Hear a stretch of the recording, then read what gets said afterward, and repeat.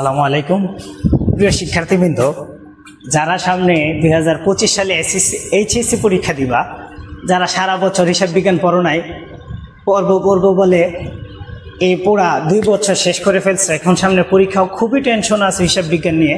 তাদের কথা চিন্তা করে আমরা অত্যন্ত সহজ হিসাব বিজ্ঞানের মধ্যে যেগুলো দিলে পরীক্ষায় পাশ করতে পারবা এবং পরীক্ষায় আসবে বাধ্যতামূলক, ওই অঙ্কগুলো আমরা তোমাদেরকে শর্ট টেকনিকে সহজ নিয়মে যেন তোমরা সবাই করতে পারো, সবাই যেন পরীক্ষায় 10 নাম্বার আনসার করতে পারো, 10 নাম্বার পাও, ওইভাবে আমি তোমাদেরকে অত্যন্ত সহজ নিয়মে বুঝাই দিতেছি।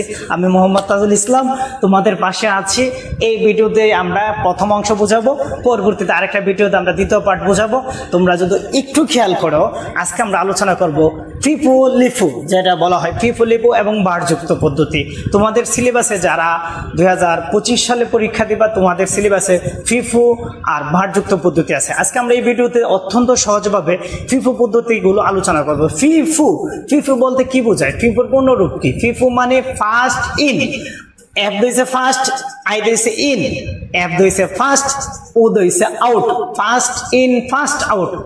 তার বাংলাতে যদি তুমি এটা বুঝতে চাও, প্রথম যে মাল ঢুকবে তোমার গুডাউনে অথবা যে হিসাবে, প্রথম যে মাল ঢুকবে এই মালটা তোমার প্রথমে বিক্রি করতে হবে। শিক্ষার্থী, তুমি যদি আমার কথাগুলো একটু ভালো করে বুঝো, আশা করি তোমাদের কাছে অনেক সহজ লাগবে এই অঙ্কটা। ফিফু আগের মাল আগে বিক্রি করবা, আগে যে মালটা আসবে গোডাউনে বা এই হিসাবের ভিতরে ঢুকবে, আগে এই মালটা বিক্রি করবে। এবার কম হলে উপরের থেকে বিক্রি করে নিচের দিকে আসতে হবে।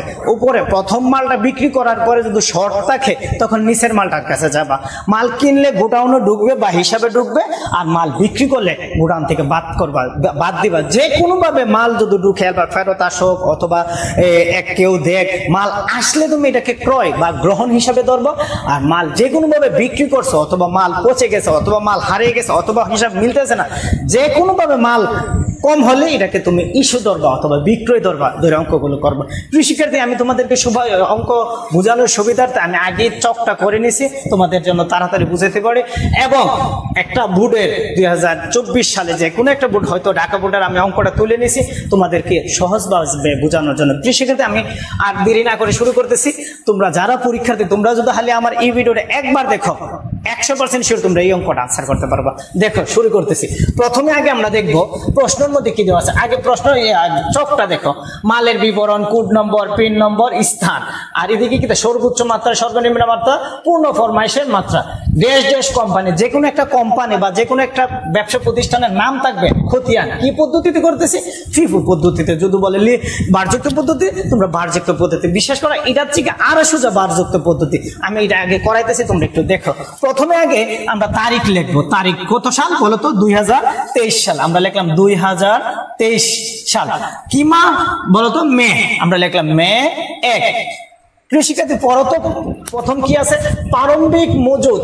প্রারম্ভিক মজুদ মানে তোমার গুডাউন অথবা হিসাবের মধ্যে প্রথমে মাল আছে 4 টাকা ধরে, 1000 টাকার মাল আছে, এখানে 1000 মাল আছে, 1200 মাল আছে। কৃষিকার্থী, গড়ের মধ্যে যদি তুমি গড়টা করতে চাও, প্রথমে তারিখ দিবা, পরে বাকি গড়টারে তোমরা 4 ভাগে ভাগ করবা।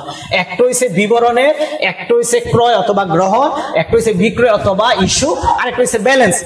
এরপরে বিবরণে কিচ্ছু করবা না, ক্রয়টারে আবার 3 ভাগ করবা, বিক্রয়টারে 3 ভাগ করবা, উদ্ধৃতরে 3 ভাগ করবা। প্রথম অংশে হবে একক। একক মানে কয়টা মাল কিনছো।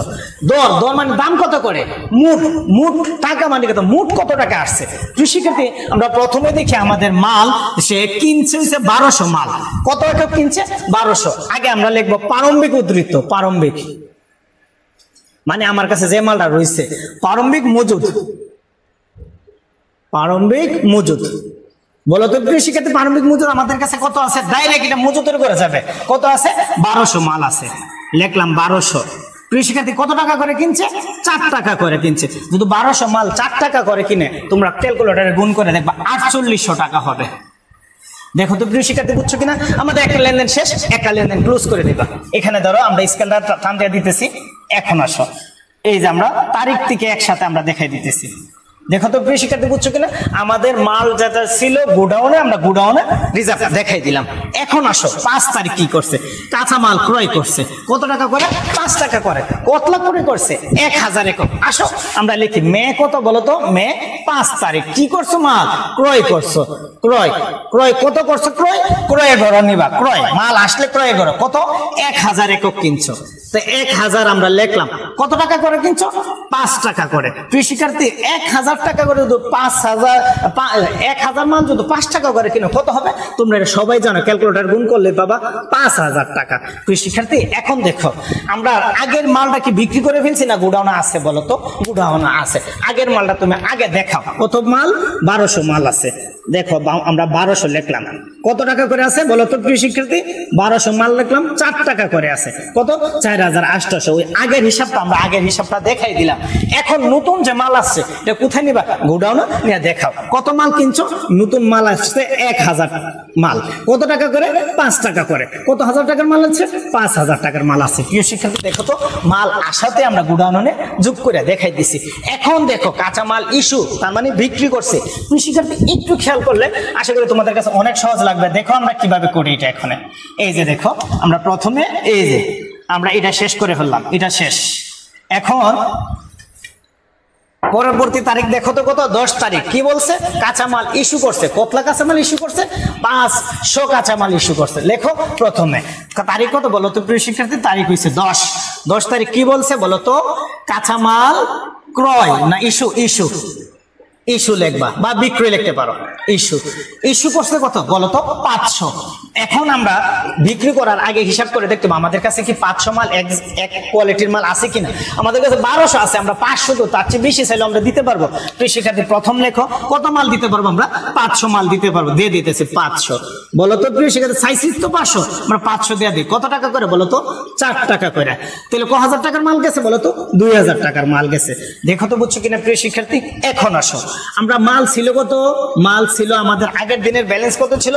1200 মধ্যে বিক্রি করতে কত বলো তো? 500। আরো রয়েছে কত?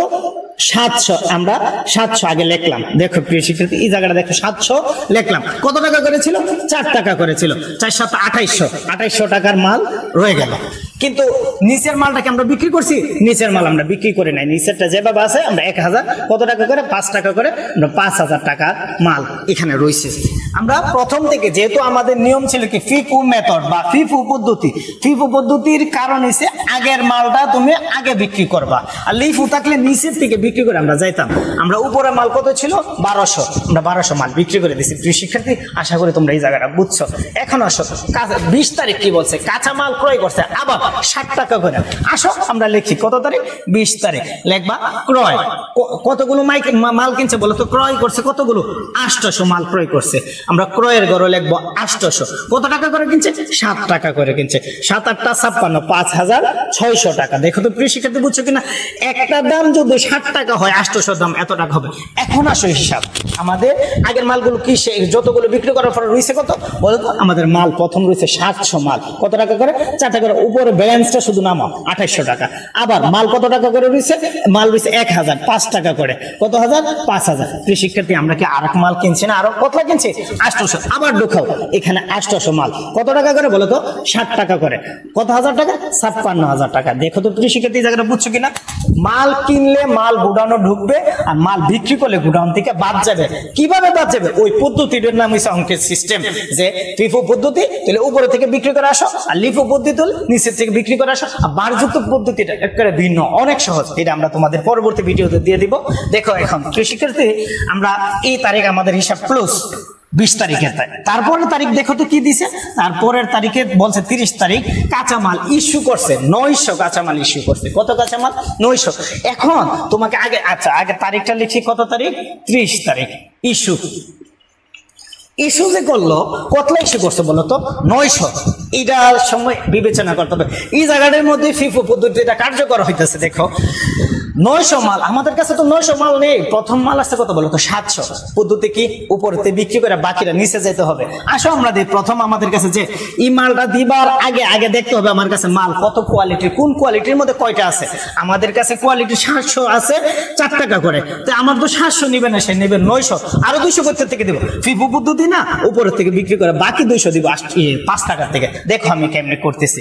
সেক্ষেত্রে আমাদের প্রথমে নিবে 900, কিন্তু আমাদের তো 900 এক জাতের মাল নাই, আমাদের কাছে মাল আছে 700। আগে 700 বিক্রি করো, কারণ ফিফো পদ্ধতি 700 কত টাকা করে, 4 টাকা করে, 4 7 2800 টাকা আমরা বিক্রি করে ফেলছি। তো সেক্ষেত্রে এখন দেখো বাকি জায়গাটা। এখন প্রশ্ন, সে তো নিত কত বলতো 900, কিন্তু সে নিচে কত বলতো শুধু 700, আরো 200 মাল হাইরে দিতে হবে, কারণ এর তো 900 মাল দরকার। তো 200 কোথায় থেকে দেবো, আমরা তো ফিফো পদ্ধতির নিয়ম হয়েছে উপরেতে বিক্রি করে নিচে আসো। নিচে আছে কত হাজার, 1000। আমার তো 1000 দরকার নাই, আমার দরকার 200। কত টাকা করে ব্যালেন্স ছিল, 5 টাকা করে। 5 এই যে 5 দোকানে 10, 1000 টাকা আমরা মাল বিক্রি করে ফেলছি। তো সেক্ষেত্রে দেখো তো বুঝছি, কিন্তু এখন আসে উপরে আমরা ই মাল সম্পূর্ণ বিক্রি করে ফেলছি। ই মাল 1000-এর মধ্যে 200 বিক্রি করছে, রয়েছে কত বলো তো 800। কত টাকা করে বলো তো, 5 টাকা করে। 5 8 40, 4000 টাকা। এখন আসো, আর ই মাল তো আমরা ধরিয়ে নেই, রয়েছে কত বলো তো 800। মোটমাট কত টাকা করে বলো তো 60 টাকা করে। কত বলো তো এখানে কত, 5600 টাকা। তো সেক্ষেত্রে আমাদের অঙ্ক শেষ। এটাই আমাদের রেজাল্ট, এটাই আমাদের ফলাফল, যে আমাদের মাল কত রয়েছে, আমাদের মোট ব্যালেন্স কত। এখানে আমরা এটা এই জায়গাতে আমাদের অঙ্ক শেষ। এখানে তোমরা মোটমাট ব্যালেন্স কত আছে বলো তো 800, 1600 মাল আছে। কত কোয়ালিটি, 2 কোয়ালিটির আমরা একসাথে যোগ করতে পারবো, আমাদের ব্যালেন্স এখানে টাকা, আর এটা শেষ। কৃষিকাতে আশা করি তোমরা এই ফিফো পদ্ধতিতে আর কোনো ফেস থাকবে না। ফিফো পদ্ধতিতে যে কোনো ভাবে মাল আসলে ক্রয়ের মধ্যে যোগ করবা, যে কোনো ভাবে মাল গেলে ফেরত গেলে যে কোনো ভাবে তোমরা যদি কৃষিক্ষেত্রে এই অঙ্কটা একবার দেখো, আশা করি তোমাদের পরীক্ষায় পাশ করা অনেক সোজা হয়ে যাবে। পরবর্তীতে আমরা এটা দ্বিতীয় অংশ যে বারযুক্ত পদ্ধতিটা আমি পরবর্তী ভিডিওতে দিতেছি। তারপরে আরেকটা সহজ অঙ্ক ফার্স্ট পেপারে আলোচনা করবো, সেকেন্ড পেপারে আলোচনা করবো। যারা ইন্টার বা এইচএসসি পরীক্ষায় হিসাব বিজ্ঞান নিয়ে টেনশন আছে এবং ফিনান্স নিয়ে, আমি পরবর্তীতে একটার পর একটা ভিডিও দেবো। আশা করি তোমাদের কাছে অনেক সহজ লাগবে, এই অঙ্ক নিয়ে আর কোনো টেনশনই থাকবে না। ধন্যবাদ প্রিয় শিক্ষার্থী।